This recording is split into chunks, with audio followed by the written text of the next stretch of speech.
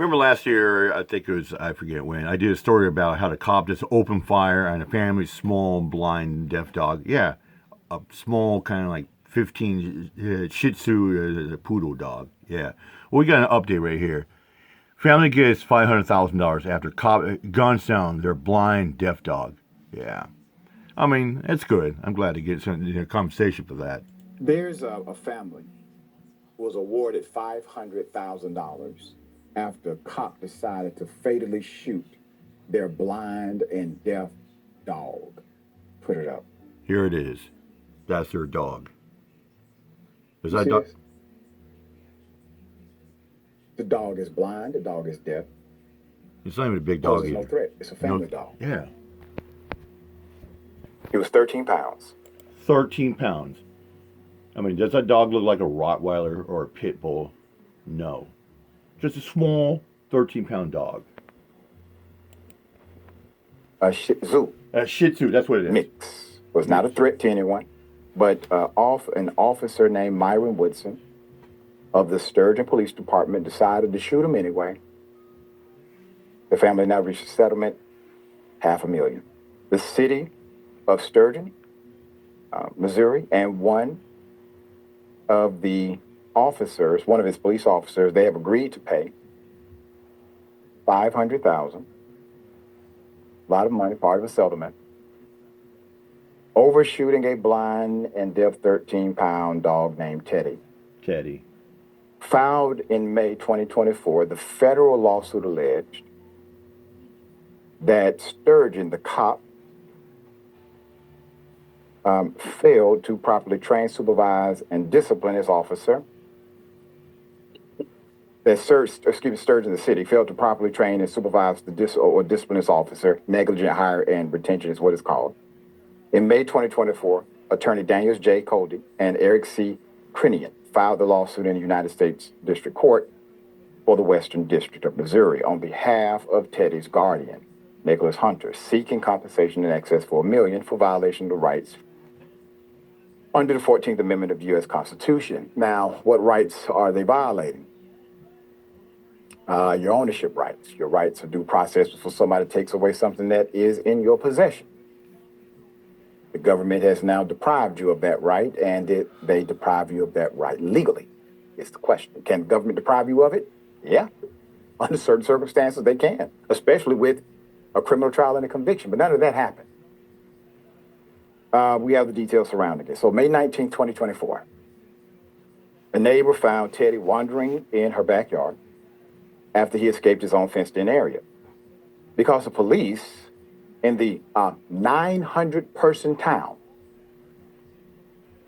also are responsible for animal control duties because it's a 900-person town. The neighbor called them to assist with Teddy's owner. So this part is important.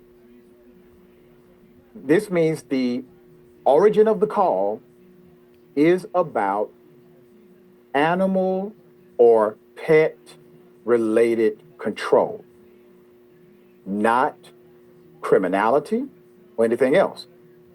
Body camera footage shows the officer arriving and spending about 3 minutes attempting to use his snare pole, 3 minutes now, to try to lasso Teddy. The footage shows a small blind dog pose no threat to the officer or anyone else. After 3 minutes, he's frustrated, caught mad. The officer cocks his gun, shoots the dog, not once, but twice at close range. He got to clock off. Time for him to go home. The city tried to initially defend the actions of this cop. And the thing that what really pisses me off as well too, and the cops don't care about your well-being, or they don't give a hoot if you live or die. The only thing the only thing they care about is doing their shift and to go home. That's all they care about. And they always cry about officer safety. Then you always have the department double down, say, oh, we can't comment on ongoing investigation. Oh, after ongoing investigation, we found our officers did no wrongdoing and their action was justifiable. This is why we need to abolish qualified immunity. The city of Sturgeon later claimed the cop believed that Teddy had been infected with rabies. Oh my obviously. God. Okay? Based on the behavior exhibited by the dog, believing the dog to be severely injured or infected with rabies, and as the officer feared being bitten and being infected with rabies, the SPD officer felt that his only option was to put the animal down. Wow. A post on the city's Facebook read at that time.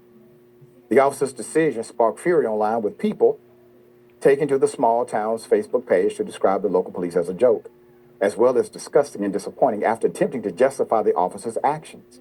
Officials, after just 4 days, determined the officer was not wrong Oh, there it is. in his action. But it was later learned that Teddy's behavior was due to the fact that he was both deaf and blind.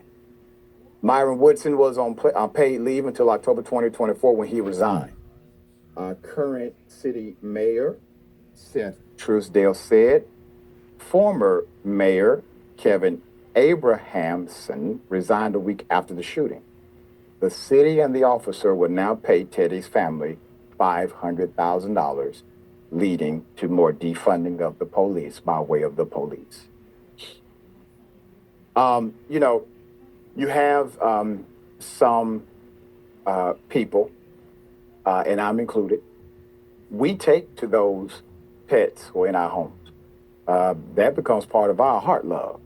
Our love extends to those pets as well. Yeah. And when you do something like this, and it is seen on camera that you did not make an effort beyond 3 minutes, you are deciding to utilize a gun and shoot them. Now, remember, if the city either A, has a proper division for animal control, these individuals are trained.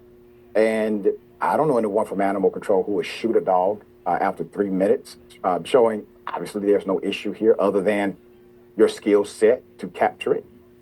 But the city has some blame, obviously, because they decided to duly appoint all of their cops as animal control experts and then not provide the proper training, which is what the lawsuit alleges. And obviously their lawsuit is correct, in my opinion. All right. Dear brother, thoughts here? Yeah, I mean, maybe I'm just not flexible enough. I don't know how trained you have to be to not fire on at a 13-pound dog. That's right. This was not a menace to society. It was probably running around in circles.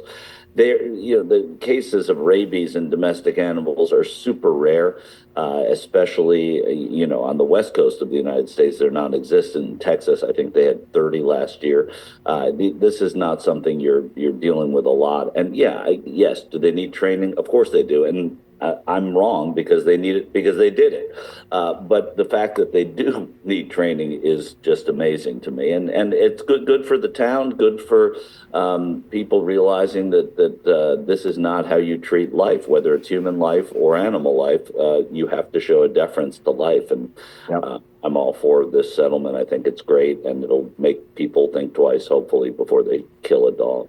Yeah, there you go. And it would have cost the city less just train one animal expert and have that person on staff. Yep, there's no question. Yeah.